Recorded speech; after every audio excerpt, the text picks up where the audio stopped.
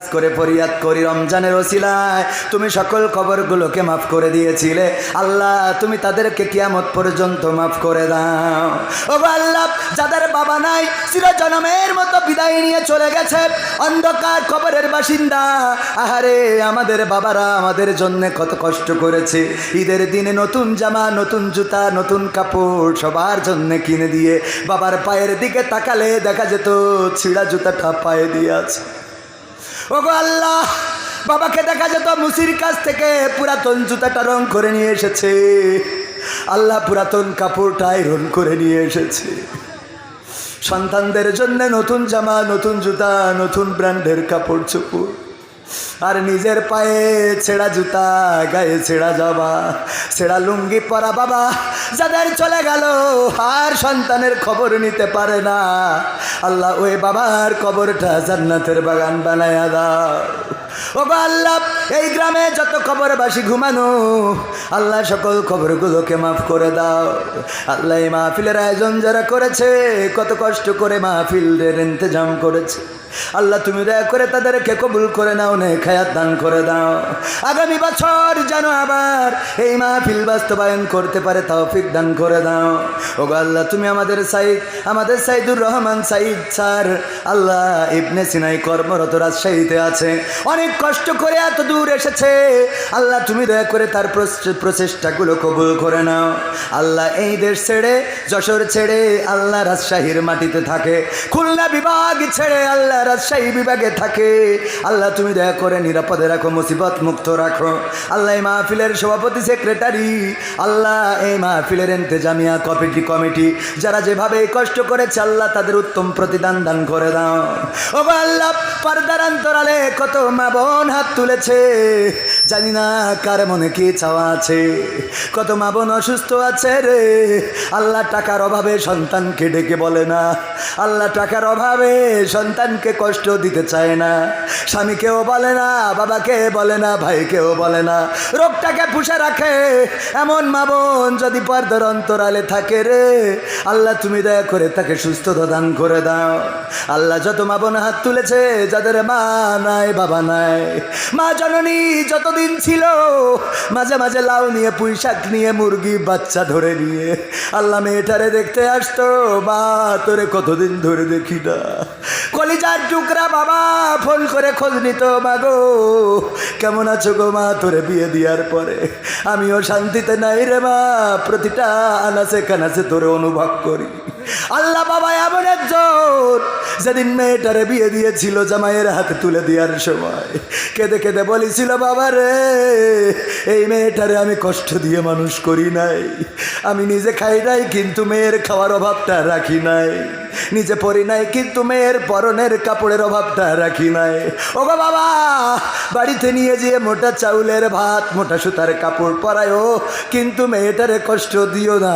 এই বাবা যাদের নাই চিরজনমের মতো বিদায় নিয়ে চলে গেল রে আল্লাহ, বাবার খবরটারে জান্নাতের বাগান বানাও।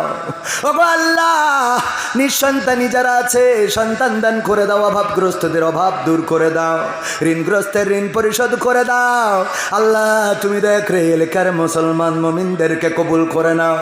আল্লাহ গাজার উপরে খাস রহমত বর্ষণ করে দাও। আল্লাহ এই দেশের মানুষদের হেদায়েত দান করে দাও। গাজার পক্ষে মিছিল করতে যেয়ে যেই সকল বান্দারা বয়কট করতে যেয়ে লুটপাট করেছে আল্লাহ তাদের হেদায়েত নসিব করে দাও। আল্লাহ বয়কটের নামে যারা লুটপাট করলো তুমি তাদের হেদায়েত নসিব করে দাও। ও আল্লাহ দেশে শান্তি শৃঙ্খলা ফিরাইয়ে দাও। আল্লাহ ফিলিস্তিনের বাসিন্দাদের উপরে তোমার খাস রহম ঢেলে দাও। আল্লাহ তুমি দয়া করে তাদের মদদ দিয়ে ওই দেশটা মসজিদুল আকসা যেই দেশে আল্লাহ সেই দেশটা স্বাধীন করে দাও।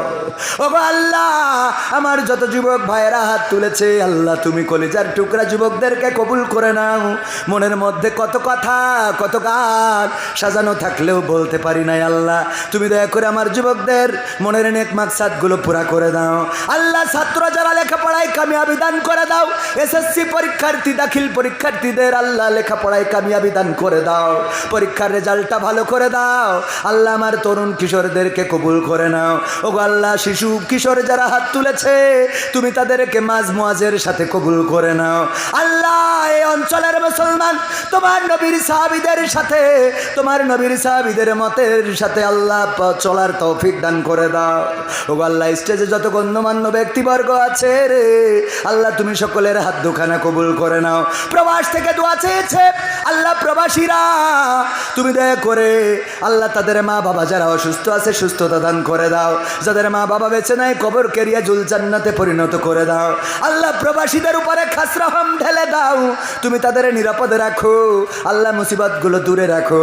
আল্লাহ, প্রবাসীরা আবার যেন হাসি মুখে দেশে মায়ের কোলে, বাবার কোলে, সন্তান স্ত্রীর কোলে ফিরে আসতে পারে সেই তৌফিক দান করে দাও। ওগো আল্লাহ, তোমার কাছে আখেরি ফরিয়াদ, জানি না কবে মালাকুল মাউত আসবে রে আল্লাহ, জানটা নিয়ে উড়াল দেবে। জানি না কোন মসজিদের খাটিয়া তৈরি হয়ে আছে রে, জানি না কোন দোকানের কাফনের কাপড়টা তৈরি হয়ে আছে।